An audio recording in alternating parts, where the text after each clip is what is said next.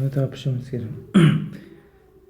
Demak 5 ildiz osti a ni chiqaradigan bo'lsak 1 plus 1 80 ildiz osti a. Ben burada 2 ko'paytiruv 5 darajasida a. 80 ildiz osti a ga teng bo'ladi. Yana buni yozadigan bo'lsak 2 5 darajasida a.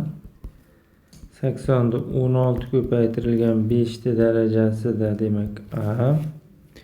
Buni ham yozadigan bo'lsak 2 ko'paytiruv 5 darajasida demak a. 16 darajada a, 5 darajasida a. İki tarafını ham 5 darajasi a ga bo'lib yuborsak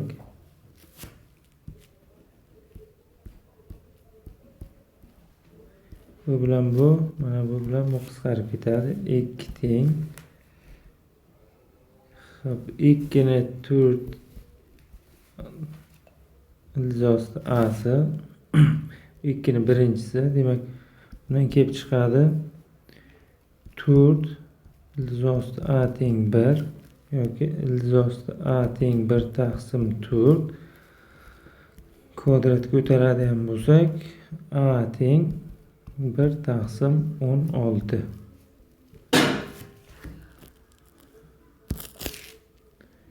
A teng 1 taqsim 16 ga teng bo'ldi. Endi tekshiramiz. 5 darajasi a plus 5 darajasi a teng 80 darajada a. 5 darajada demak 1 taqsim 16. 5 darajada 1 taqsim 16 teng 80 darajada 1 taqsim 16 ga. Demak buni yozadigan bo'lsak 2 ko'paytiruv 5 darajada 1 taqsim 16 teng 16 ko'paytiruv 5 darajasida 1 taqsim 16 2 ko'paytiruv 5 1 taqsim 16 teng 16 darajada 1 taqsim 16 5 darajasida 1 taqsim 16. İki tarafını ham 5 darajasida